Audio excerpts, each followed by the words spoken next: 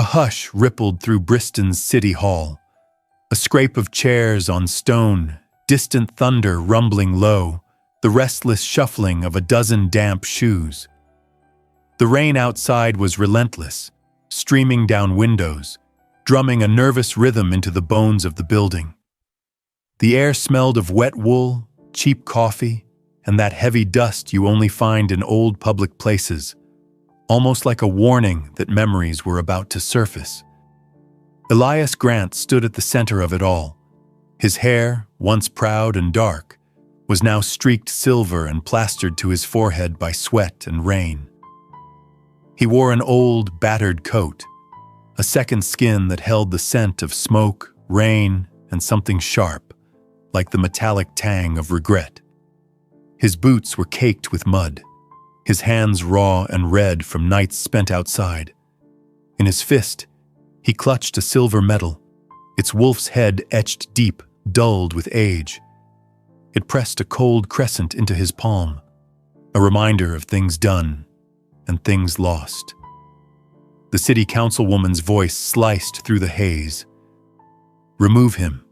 This is not the place for vagrants." The security guards' hands were rough, their uniforms stiff, smelling of starch and authority. They gripped Elias's arms, hauling him up with more force than necessary, as if afraid his pain might be contagious. Every camera phone in the room blinked red, hungry for the spectacle of another old man brought low. The mayor's eyes flickered, just for a moment, toward Elias. There was recognition there, regret, and something darker, something he would never say aloud. Then the mayor looked away, jaw tight. As Elias was shoved toward the exit, the metal bit into his skin. For a second, he felt the urge to let go, to drop it. Let it clatter and roll across the marble, let them take everything. But some things you hold even when your hands are shaking. Outside, the storm was a living thing. Rain hammered the stone steps, pooled in the cracks, and bounced in silver ribbons off the curbs. The city itself seemed to shrink away from the weather, windows glowing soft behind curtains, faces pressed against glass, but never daring to step into the cold. A voice jeered from somewhere in the crowd, thick with that particular cruelty reserved for strangers and the powerless. "Go back where you belong, old man." That voice stung more than it should have. Elias felt it settle in his chest, heavy as the metals no one wanted to see. But before he could answer, before the guards could close the doors behind him, a different sound split the air. A child's voice, high and insistent, cutting through the bitterness like a bell. "Wait!" He dropped this. Sarah's footsteps splashed in the puddles, the water darkening her sneakers and soaking her socks. She was 10, wiry and determined, hair in wild braids and cheeks flushed from the cold. Her hand was small but fierce as she pressed the metal into Elias's palm. "Don't let them take it from you," she whispered, her breath a cloud in the wet air. For a moment, warmth fought its way through Elias's numb fingers, lingering longer than he expected. A city official snapped, "Get away, kid!" But Sarah didn't flinch. She turned, her eyes bright and angry, meeting the gaze of every adult who pretended not to see. "Why are you all just standing there? Doesn't anyone care?" The crowd hesitated, shifting from foot to foot. Faces blurred in the rain, shame drawing their eyes to the ground. The storm roared around them, but inside Elias there was only silence. A silence filled with old wounds and memories he tried, most days, not to touch. If you saw this, would you speak up or look away? Sometimes silence is the loudest answer. The city slept uneasily that night. Rain hammered the tin roofs and trickled in stubborn rivers through broken gutters. The air was heavy with the scent of wet earth and spent dreams.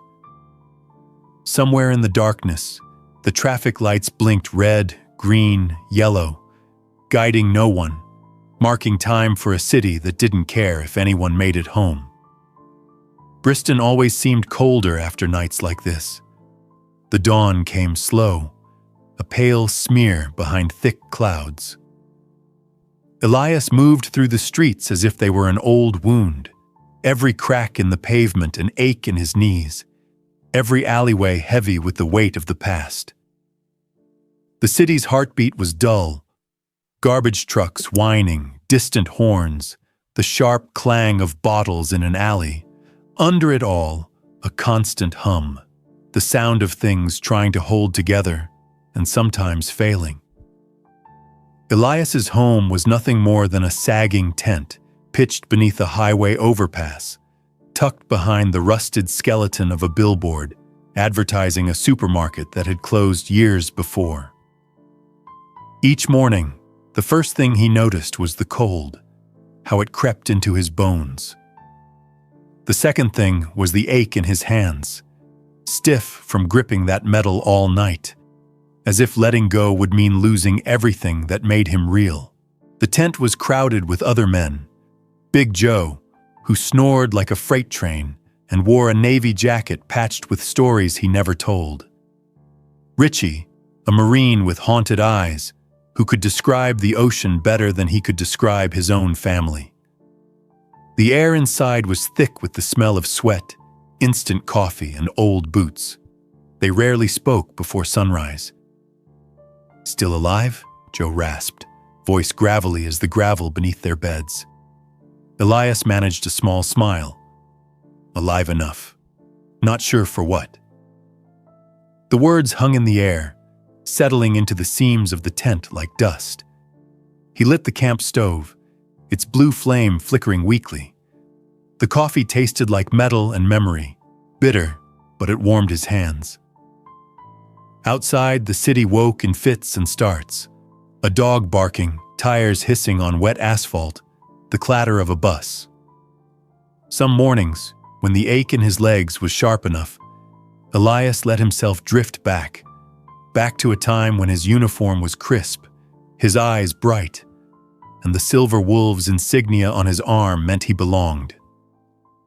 He saw the flashes in pieces, the hot metallic wind of a helicopter's rotors slicing the desert night, the taste of fear, dry as sand in his mouth, as bullets snapped overhead. The feel of another man's weight as he dragged him from the fire, adrenaline burning in his veins. "Keep moving, Grant," echoing in the darkness. He remembered the sound of metals clinking together after the battle, the way they weighed more than he'd ever imagined. But memories always end. He would open his eyes and find only the thin, gray light of another Briston morning, the city indifferent to who he had been. Neighbors passed him sometimes, eyes sliding past as if he were part of the scenery, a pothole or a stain.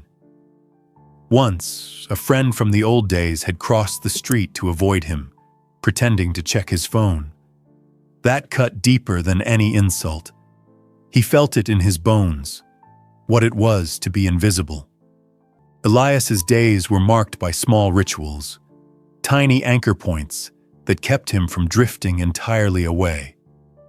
He would make coffee for the camp, sometimes sharing a crust of bread or an orange with Big Joe or Richie, their quiet gratitude expressed in a nod or a grunt more than in words. He knew how to read the weather from the river's mood, how to listen for the distant shuffle of city workers who might sweep them out at dawn.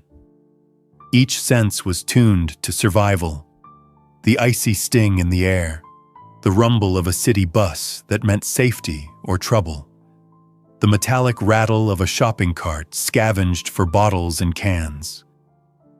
He had learned to expect little and to be surprised by nothing, except perhaps for the small kindnesses that sometimes arrived when he least deserved them. Like the morning Sarah appeared. She was a streak of color in the gray, her red jacket zipped up tight, pigtails bouncing as she picked her way across the litter-strewn grass. She paused, boots squelching in mud, eyes wide as she took in the camp. Her hands clutched a battered notebook, its corners curled and stained by rain. "Are you Elias Grant?" she asked, her voice thin but determined. Elias looked up from the stove, blinking against the chill and the surprise. For a heartbeat, he was aware of how he must seem. His jacket patched, his face lined, hands blackened by smoke and cold. "I am," he said quietly, the words heavier than they should have been. "What brings you down here?" Sarah hesitated, kicking at a pebble. "My mom said you were a soldier. Is that true? Like a real one?" He nodded, memories flickering in the tired ache of his shoulders. "A long time ago, yes." "Were you in the secret army?" she asked, glancing at the old duffel by his feet. "Did you ever, save people?" Her questions were so earnest it almost hurt. He wanted to laugh, but something stopped him. Instead, he answered simply, "We all tried to save someone, I suppose." Sarah bit her lip, eyes searching his. "Did you ever get a medal?" Elias turned the wolf's head medal over in his hand, the surface worn smooth by years of worry. He thought about what it meant. The fire, the shouting, the pain, the promises made in the dark that never seemed to last in daylight. "I got this," he said at last, holding it out for her to see. "Someone important gave it to me once. Said they'd never forget what I did." "Who?" she asked, leaning in close.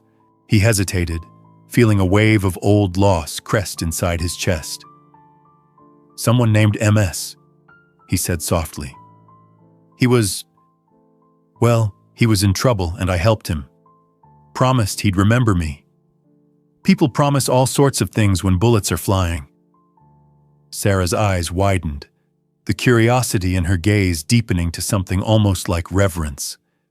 The world of Briston carried on around them, largely indifferent to the small exchange at the edge of the city's forgotten places. Sirens wailed in the distance, and the hum of the city was like a low and constant drumbeat, reminding Elias that whatever he once was, here he was only another face in the crowd. Later that morning, at the loading dock of the nearby supermarket, Elias felt the eyes of someone watching him. He turned, catching sight of a young police officer, Lucas Myers, new on the beat, badge shining, shoes impossibly clean. The cop was scanning the camp with an uncertainty that was almost palpable, as if unsure whether he was meant to intervene or simply observe. Elias continued sorting the donated clothes, feeling Lucas's gaze prickle against the back of his neck.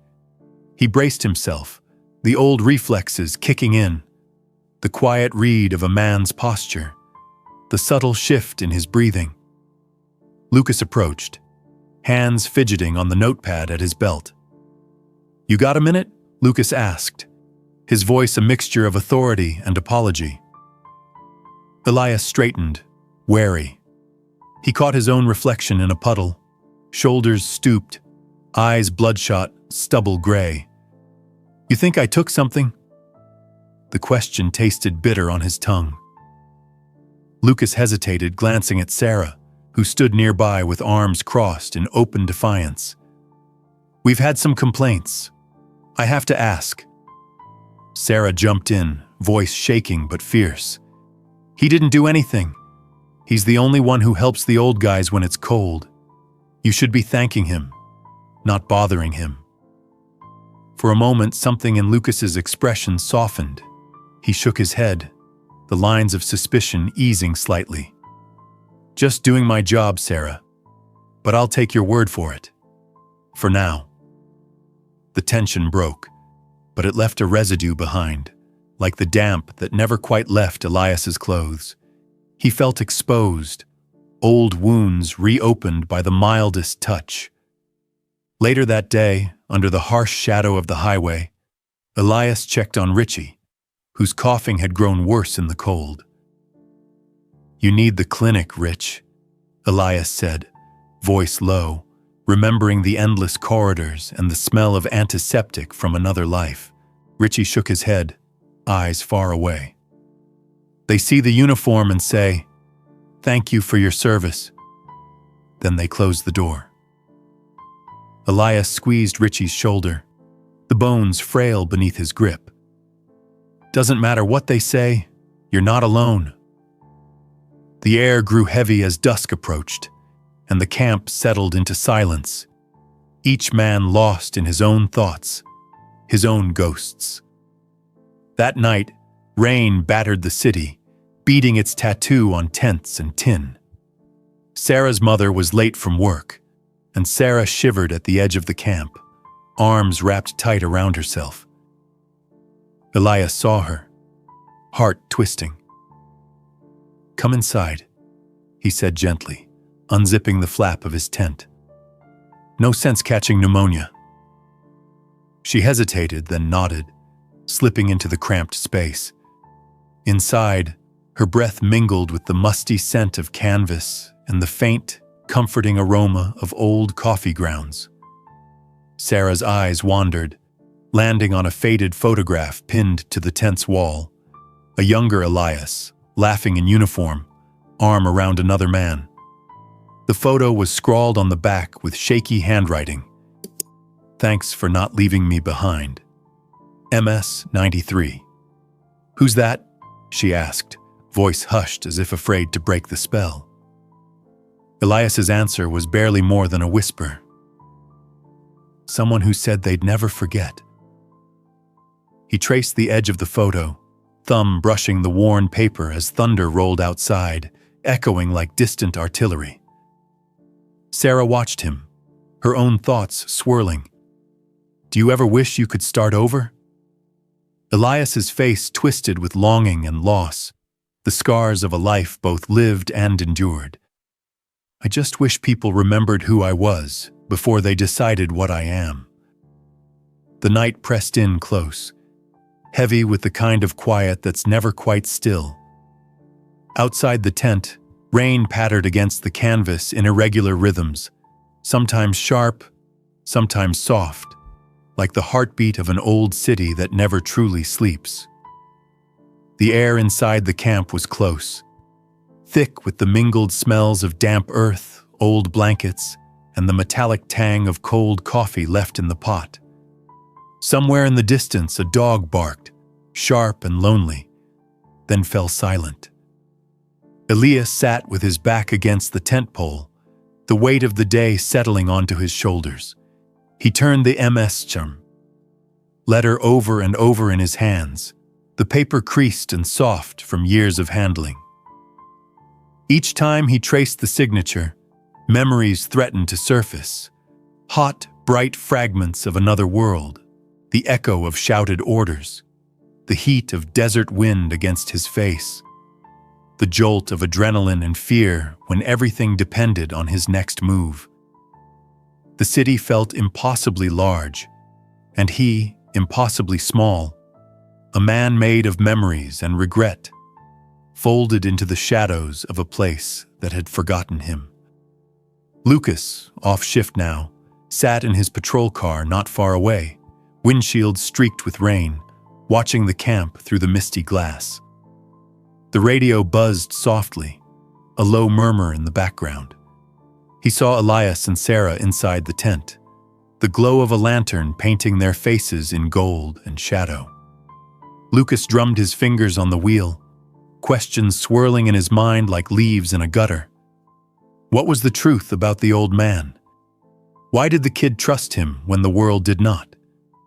As the storm eased and the last stragglers found their beds, Sarah's mother arrived, breathless and grateful.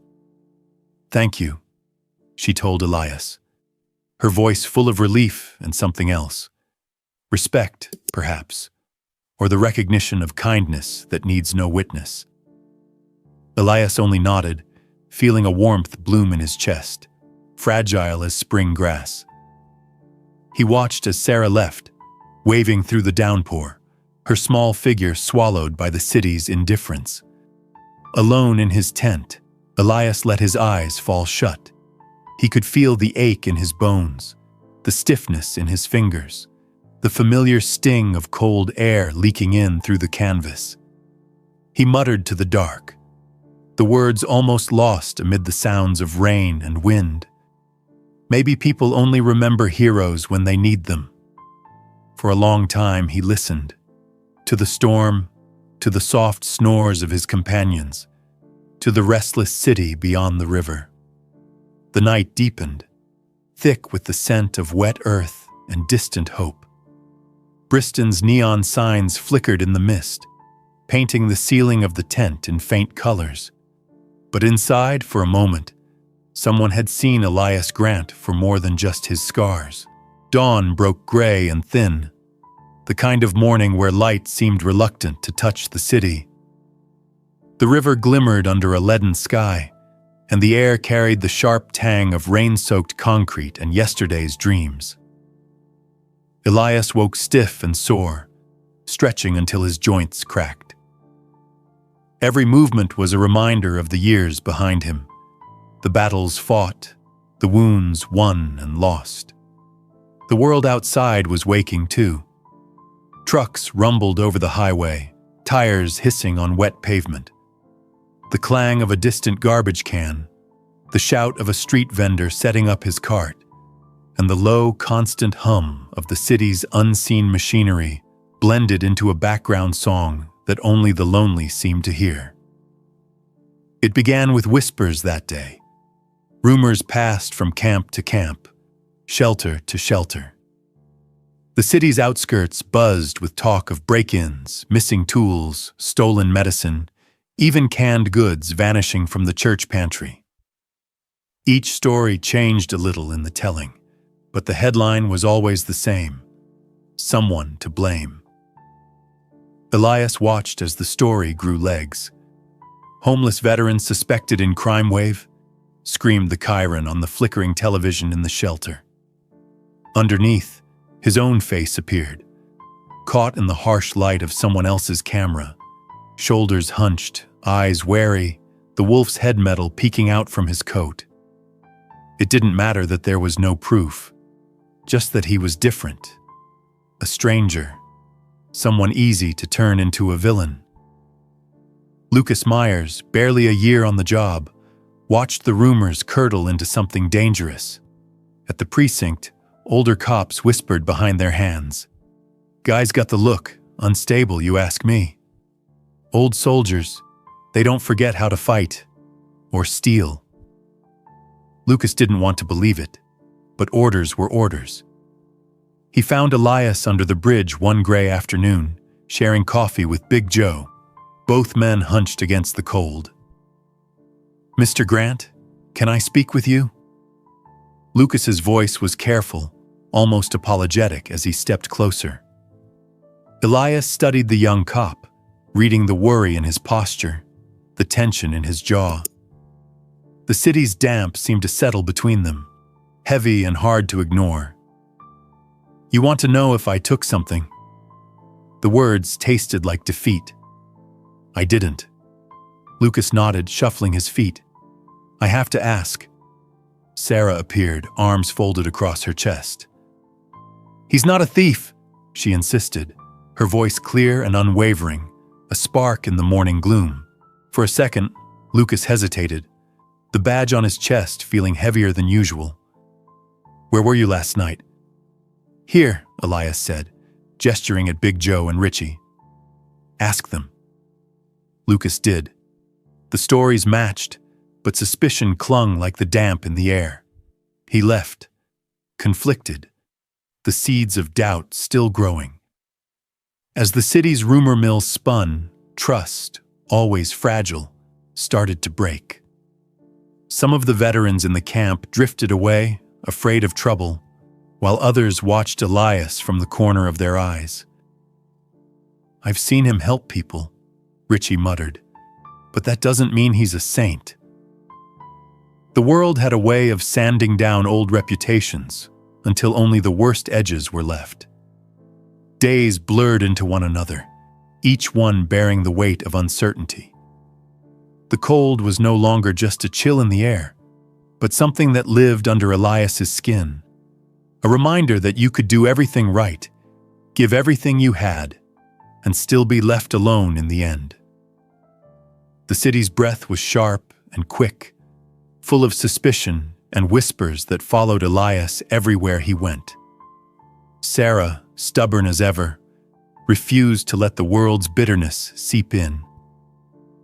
She found Elias one morning, hunched over a mug of coffee, the heat fogging his glasses. The sky was the color of old tin, and the wind carried the smell of river mud and far-off diesel. "Why do people say those things about you?" she asked, voice small, but with that steel behind it Elias had come to admire. He looked at her, the lines around his mouth deepening. Because it's easier than looking at themselves. Because it's easy to blame the one who can't fight back. His words left a sour taste. Still, he tried to smile for her sake. "Don't worry about me, Sarah. Worry about staying warm." But Sarah worried anyway. She watched the adults, watched the way they crossed the street or glanced away when Elias passed by, and her fists balled up in anger. Later, she saw Lucas near the edge of the camp, looking uncertain. She stomped right up to him. "Why don't you stand up for him? Aren't police supposed to protect people?" Lucas seemed to shrink inside his uniform. "Sarah, sometimes protecting means waiting until you're sure. Sometimes, you don't know who's telling the truth." Sarah's glare could have melted steel. What if doing nothing means the wrong side wins? Her question hung in the air, heavier than the clouds. That afternoon, Sarah made hand-drawn flyers. Justice for Elias Grant. She handed them to shopkeepers, tacked them to message boards, slipped them under windshield wipers. Some people tore them down, a few left them up. Meanwhile, the city's tension mounted. The rumors twisted tighter. Even Big Joe, usually slow to judge, grew restless. "Maybe it's safer if we all keep to ourselves for a while," he muttered one night, his breath misting in the cold air. Elias felt the ache of it, old wounds throbbing where suspicion found new purchase. He tried not to let it show, but the loneliness was sharper now, cutting through the numbness like broken glass. One bitterly cold morning, Briston staged a public event. Briston Proud, a day of renewal. Flags flapped in the icy wind, city officials posed for cameras, and Mayor Smithson worked the crowd with practiced ease, his smile never slipping. The smell of hot dogs and burnt coffee drifted through the plaza, mixing with the electric scent of anticipation and unspoken tension. Sarah tugged at Elias's sleeve. "You have to talk to him," she whispered fiercely. "He'll listen if you tell him what's happening." Elias doubted it, but the hope in Sarah's eyes was something he couldn't ignore. He waited, breath clouding in the cold, until Smithson finished his speech about community unity. Then, medal in hand, Elias stepped forward through the shifting crowd. "Mayor Smithson," he called out, voice surprisingly steady, echoing across the plaza. "I need to speak with you. It's important." Cameras turned like sunflowers, lenses greedy for the unexpected. The mayor's expression flickered, recognition, fear, then something harder, before he hardened his face and waved a hand.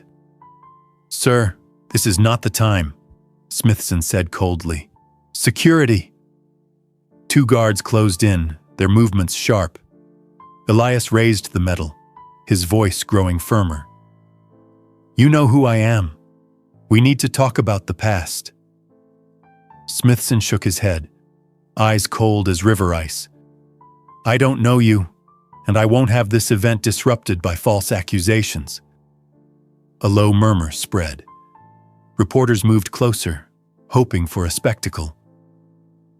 Elias was ushered out, dignity scraped raw. Sarah ran after him, cheeks red with anger and embarrassment. "Why wouldn't he listen?" she asked, voice trembling. Elias's own anger was a dull roar in his chest, but he managed to keep it contained. Because some people bury the past so deep, they can't stand the sight of it, even when it's right in front of them. As they left, he glanced back over his shoulder. The mayor was already moving on, smiling for the next camera, the city ready to forget. But not everyone forgot. That night, rumors took on new life, slithering through forums, whispered in lines at the shelter, filling the cracks of the city. "Vet with a temper. Wouldn't surprise me if he did it. Why's he always around when there's trouble?" Suspicion bloomed like mold in the dark, feeding on doubt and fear. Lucas, watching from the sidelines, felt the weight of it all. His instincts battled with the official line. Alone in the precinct records room late one night, he flipped through dusty folders, the air thick with the smell of paper and old secrets. There it was. Operation Silver Wolves, confidential. Redacted pages, names blacked out, but two sets of initials stood out, EG and MS, a commendation for a heroic rescue in 1993. Lucas whispered, "MS. Smithson."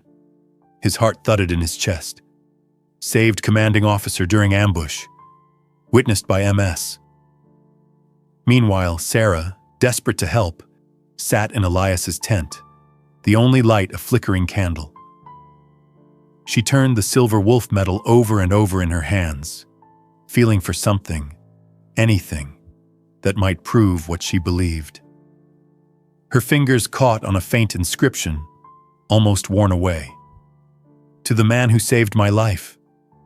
MS 1993. She burst out of the tent, running through the night to find Lucas, breathless and wild-eyed. "Look, the mayor gave him this. Why would a mayor give a medal to someone he didn't know?" Lucas stared at the medal, the realization dawning, the pieces snapping into place. "We have to prove it's real, that he's telling the truth." But before they could act, the tide turned. One morning, as a pale sun tried and failed to burn away the mist, the police arrived at Elias's camp. Their footsteps echoed on the wet asphalt, boots heavy, intent clear. They brought with them the cold certainty of official paperwork and the hot scent of suspicion. "You're under arrest for suspicion of theft and trespassing," an officer announced, voice flat and rehearsed. Elias's hands shook as they cuffed him, metal biting into his wrists. Big Joe and Richie protested from the shadows of their tents. "He didn't do it!" Joe bellowed, his voice rough with panic. "Let him go," Sarah shouted, tears streaking her muddy cheeks. But her plea was swallowed by the wind and the indifference of uniforms. The press was there almost instantly, lenses glinting, questions flying, the city's hunger for drama feeding on Elias's humiliation. "Disgraced vet arrested, city relieved," blared the headlines that afternoon, as if the city itself could breathe easier with a scapegoat behind bars. In his cell that night, Elias lay on a thin mattress, the world reduced to 4 walls and a ticking clock. The air was thick with bleach and loneliness. He stared at the ceiling, tracing invisible patterns with his eyes, maps of old battlefields, streets he'd once walked in pride, the ghostly outline of a family lost. His body remembered pain, old wounds, half-healed and never discussed, but the ache in his chest was older still, a wound that had never closed. Lucas watched the patrol car drive away, heart pounding, the city's story unraveling in his mind. He made a decision. He wouldn't let another injustice slip by. He called Sarah. "Meet me at the library," he said. "Bring the medal." That night, In the silent stacks between shelves heavy with dust and forgotten knowledge, they worked. They matched records, tracked signatures, pieced together fragments of the truth. Sarah sent messages to every veteran she could find, her fingers flying with urgency. Will you help Elias? Will you tell what he did for you? The answers came, hesitant at first, then swelling like a rising tide. He saved my life during a fire 2001. He found my lost dog last winter, never asked for anything. He brought me food when the shelters closed. Stories multiplied, forming a net of support. An underground wave of testimony for a man who'd never asked for thanks. Yet fear lingered at the edges. Joe confided to Lucas, "Speaking up could cost me my spot at the shelter." Richie, usually silent, shook his head. "If they see us as trouble, we're back on the street." Lucas looked at them both, determination hardening his voice. "If you stay silent, who'll speak up for you next time?" As dawn crept over Briston, a fragile hope stirred beneath the anxiety. Old alliances rekindled, memories resurfaced, and somewhere inside, a quiet promise of justice waited to break through.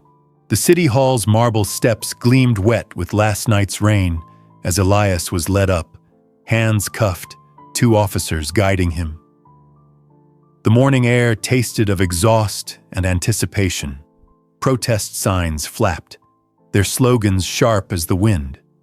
Veterans in patched jackets lined the square, silent, their eyes full of stories nobody had asked to hear in years. Reporters clustered, microphones at the ready, as news vans blinked their lights against the overcast sky. Inside, the council chamber was tense, a low hum broken only by the click of cameras and the rustle of programs. The mayor's seat at the head of the table sat empty, a throne waiting for judgment. Sarah stood beside Lucas, clutching the battered medal and the MS letter, her jaw tight, knuckles white. Lucas checked his phone over and over, lips moving in silent rehearsal. When the doors swung open and the officers marched Elias down the aisle, time seemed to slow, the crowd parted. Richie and Big Joe nodded, silent support. A little girl gripped her father's hand, eyes wide as she watched the old man pass. Elias walked like a man carrying both defeat and defiance, his back straight despite everything. He met Sarah's gaze. Her nod, small but fierce, gave him the courage to keep walking. The judge's gavel rang out. "Order." Mayor Smithson entered then, face pale, hands shaking as he straightened his tie. His eyes darted across the crowd, finally settling on Elias. For the first time in years, the mayor looked afraid. A councilwoman's voice was sharp. "Mr. Grant, you stand accused of multiple felonies. Do you have anything to say in your defense?" Before Elias could speak, Lucas stepped forward, voice clear and ringing. "I do, on behalf of Mr. Grant." Murmurs rippled through the room. Smithson's gaze flicked between Lucas and the medal Sarah now held aloft. "Go ahead, officer," the judge prompted, surprise coloring his tone. Lucas's hands trembled only slightly as he began. "Evidence has surfaced connecting Mayor Smithson and Mr. Grant, decades ago, Operation Silver Wolves. There's a commendation, and this letter. I ask permission to submit it to the record." He handed over the paper, voice gaining strength. Sarah found an inscription on Mr. Grant's medal. It reads, "To the man who saved my life, MS 1993. Gasps fluttered through the chamber. Cameras snapped like insects. Smithson's face blanched. Sarah stepped forward, her voice unwavering. "My grandfather was in the army. He told me real heroes are forgotten unless we fight for them. This medal proves who Mr. Grant really is. Mayor Smithson, you wrote that letter, didn't you?" For a moment, Smithson tried to stand tall, But the burden of truth bent him. His hands trembled as he spoke. Smithson's voice, so steady in campaign speeches, now wavered, heavy with memories that pressed against the walls of the council chamber.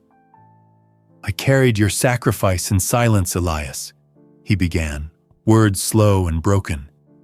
"It nearly ruined me. Every time I saw you, all I could feel was shame and fear. I thought hiding the truth would keep me safe, would protect everything I built. But it just made a coward of me." A hush swept the room, a tide of disbelief and recognition. A teacher near the back put a trembling hand to her lips. A veteran with ribbons on his chest blinked back tears. In the gallery, Big Joe's fists clenched white-knuckled around his hat. Richie's eyes shining with something between anger and relief. The silence hung there, thick as fog, until Elias, still in cuffs, lifted his gaze to Smithson, his dignity battered but unbroken. "You erased my name," Elias said, voice calm as winter wind. "But you can't erase the truth. Not with time. Not with shame." Smithson nodded, eyes brimming. "I owe my life to you. I was wrong to hide it. I'm sorry." His words echoed, real apologies, not the kind politicians rehearse. The judge looked at the officers. "Remove those cuffs."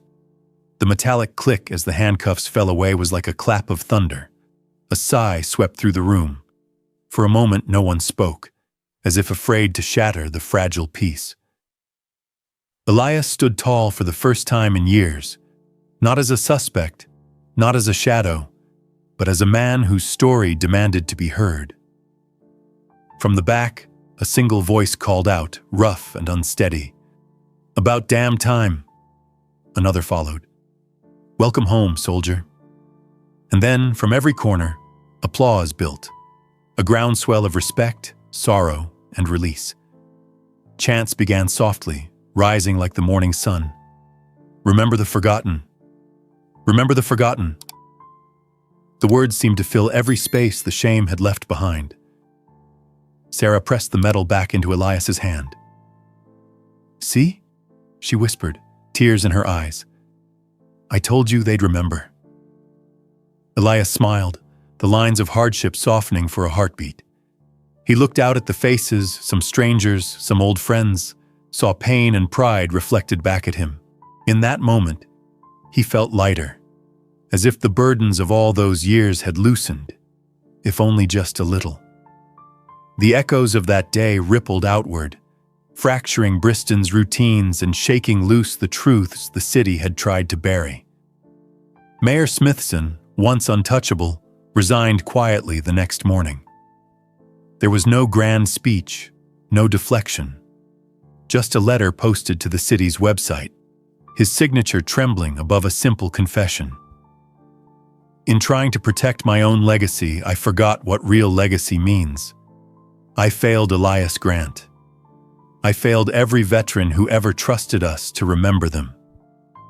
From this day forward, I dedicate myself to fighting for the dignity of every soldier who's returned home and been cast aside." Some called it overdue. Some called it a fall from grace. But on the streets, things began to change. Sarah and Lucas wouldn't let the story fade. They organized town halls and school assemblies, community dinners where anyone, especially veterans, could speak and be heard, sometimes for the first time in years. Sarah's voice rang out in a crowded gymnasium. "Maybe you see old men on benches and think they're just ghosts, but every one of them carries a story worth hearing.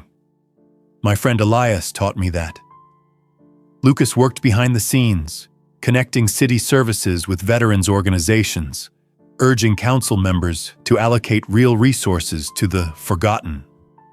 More than once, he found himself moved by stories he'd never expected, like Big Joe's, who still carried a letter from home in his boot, or Richie's, who finally spoke his brother's name through tears in a soup kitchen. Apologies came in small, quiet moments. The manager of the bakery, who once called Elias a nuisance, pressed a bag of warm rolls into his hands. "I was wrong about you," he admitted, eyes low. "We all were." Elias's reply was gentle, his voice roughened by the cold, but clear. "Sometimes it takes a storm to clear the air." Former city council members visited the encampment, this time without cameras, to listen and to promise that forgotten would never again mean invisible. A new Hall of Honor opened in Briston's central square. Sunlight pooled through tall windows, glinting off names etched in bronze, not just those who died, but those who endured. Elias's name, at last, stood side by side with Big Joe's, Richie's, and dozens more. On opening day, Sarah and Lucas flanked Elias as he walked through the door. The scent of polished wood and old paper filled the air, warm and safe. A crowd formed, but this time no one jeered. Children pointed out photos to their parents. An elderly woman dabbed her eyes with a tissue. A hush settled as Elias paused at his own name, his hand trembling over the raised letters. For the first time, the room seemed to breathe with him, sharing the weight of his memories. Afterward, as the afternoon sunlight slanted across the quiet square, Elias found himself sitting alone on a bench, his coat pulled tight against the lingering chill. The sounds of the city, laughter, footsteps, distant horns, seemed softer now, muffled by something like reverence. He unfolded a letter that had arrived that morning, the paper worn but the handwriting careful. "Dear Grant, I saw what you did. It gave me courage to tell my own story, one I thought no one would believe. Maybe we're not forgotten after all. With respect, SL, former Silver Wolf." A gentle smile creased Elias's face. The old ache in his chest felt lighter, as if, for the first time in decades, someone else was carrying a piece of it with him. He looked around the square, Sarah chasing a group of laughing school kids, Lucas in conversation with other veterans, strangers pausing to read the new plaques. The city wasn't perfect, but it was, finally, beginning to remember. The morning of the Hall of Honor's dedication dawned bright and clear, sunlight washing Briston in a new light. The building was full. Families, students, old soldiers whose uniforms fit a bit looser now, but whose eyes burned bright. There was a hush in the air, the kind of stillness that comes before a song. Elias stood near the front, hands clasped tight, a suit borrowed from Lucas, but dignity wholly his own. The crowd stilled as Sarah stepped to the microphone. Her voice trembled only a little as she spoke. "We built this hall so that no one's story would get left behind, so we'd remember that courage isn't always loud, and heroes don't always look the way we expect." Lucas followed, steady and sure. "This isn't just about one man. It's about every person whose sacrifice went unseen. We remember them now, because someone reminded us what that means." A ripple moved through the crowd as Elias stepped to the podium. He paused, letting the silence gather around him, searching for words that belonged to everyone, not just himself. "I never wanted to be a hero," he said, voice low but unshakable. "A medal doesn't make you one. Heroism is just doing the right thing, even when nobody's looking, or when everyone else is looking away. What matters is that someone remembers, that we remember each other." His gaze swept the hall. Veterans with crooked smiles, city officials, teachers, students, finally landing on Smithson, who stood at the back, tears slipping silently down his cheeks. For a heartbeat, the two men shared the weight of what had passed between them. Years lost, secrets carried, forgiveness both needed and given. Smithson straightened, his hands shaking as he raised a salute. The gesture was slow, deliberate, and entirely sincere. Elias returned it without hesitation. One by one, hands rose across the room. A wave of silent respect, a collective act of memory. The applause that followed was not loud, but deep and lasting. Sarah and Lucas unfurled a banner at the hall's entrance. Remember the forgotten. Their campaign spread, at first in Briston, then across towns nearby. Schools collected stories, veterans wrote letters. Change didn't come overnight, but with every small act, the city learned to see what had once been hidden. After the ceremony, people lingered in the crisp air. Elias sat on the steps, Sarah beside him, watching children trace names on the bronze plaques, their fingers gentle and curious. "Did you ever think it would happen?" Sarah asked quietly, her breath a cloud in the morning sun. Elias smiled, the lines at his eyes softening. "I stopped believing in a lot of things, kid, but I never stopped hoping someone would listen." Lucas joined them, standing tall in the sunlight. "You did more than hope, Elias. You made people see." For the first time in years, Elias felt something solid and unbreakable inside. A piece of himself returned, a wound finally mending.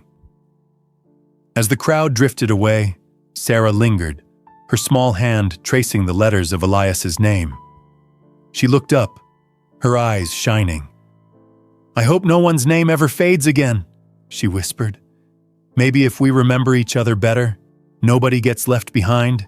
If you've listened this far, thank you for remembering with us. Have you ever misjudged someone by their appearance or their past? What stories are waiting to be seen right where you live?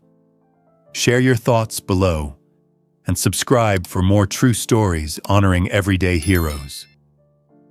Sometimes, the most unforgettable people are the ones we almost forgot.